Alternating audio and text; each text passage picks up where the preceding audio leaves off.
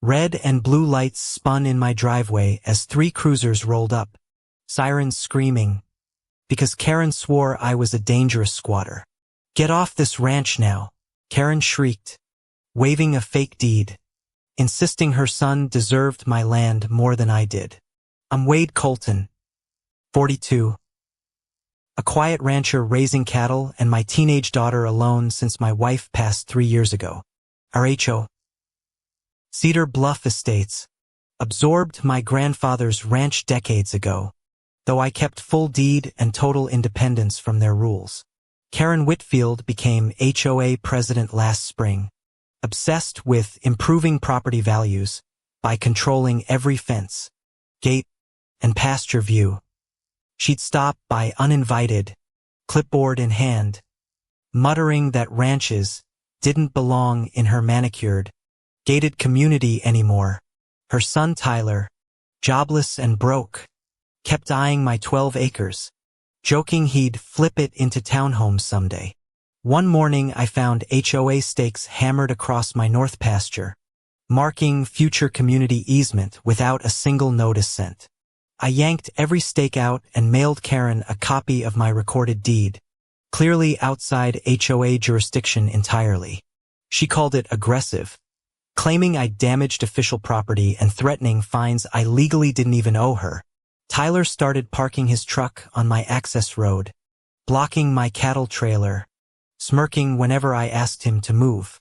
Karen sent a certified letter demanding I voluntarily relinquish disputed acreage before the board took further action against me. I laughed off the letter, but Karen wasn't finished. She began whispering to neighbors that I was unstable and dangerous. Rumors spread fast that I threatened Tyler, that I'd fired warning shots. None of it remotely true. A neighbor pulled me aside, warning that Karen had photos of my rifle rack, twisted into proof of violence. I kept my head down, focused on my daughter, my herd, and staying far away from Karen's manufactured drama. Then my daughter came home crying, saying Tyler cornered her at the mailbox, asking when we'd finally move. That night I drove to the HOA office, calm but firm, demanding Karen stop involving my teenage daughter. Karen smiled coldly, saying she couldn't control what her son overheard, implying I was the real problem. The next week, animal control showed up, claiming an anonymous tip reported my cattle as dangerously neglected. My herd was healthy, vaccinated, and thriving. The officer apologized, admitting the tip contained oddly specific false details. I requested the tipster's name through records. The request mysteriously disappeared from the county system entirely. Karen began attending every HOA meeting waving photos of my encroaching fence, demanding immediate removal within 30 days. The board, intimidated by her volume and persistence, quietly agreed to review my property for compliance violations. I brought my surveyor's report proving my fence sat 11 feet inside my own legal boundary line. Karen dismissed it instantly, insisting her personal measurements were more accurate than a licensed professional survey. Neighbors started avoiding eye contact, afraid of becoming Karen's next target if they sided with me. I felt isolated, watching a woman rewrite reality simply because she refused to accept no as an answer. Then Tyler accidentally let slip at a barbecue that his mother had already listed my ranch online. For 2 quiet weeks, nothing happened.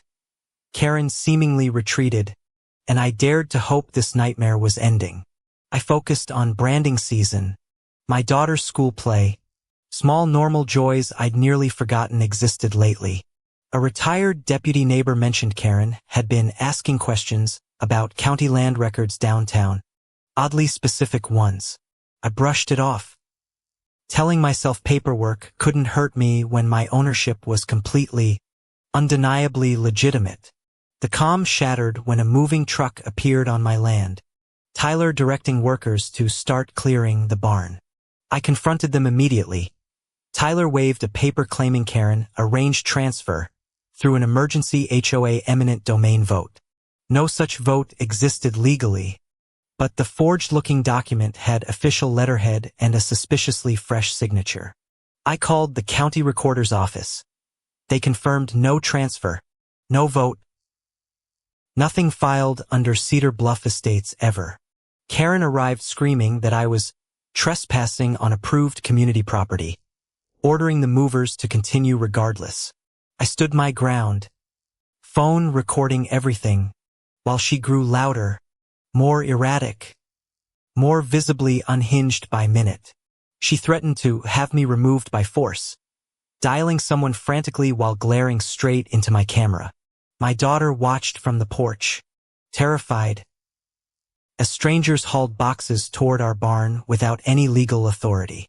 I demanded everyone leave immediately or I'd call actual law enforcement to handle this escalating, unlawful situation. Karen laughed, sneering that the sheriff's department already knows me personally, confident nothing would happen to her.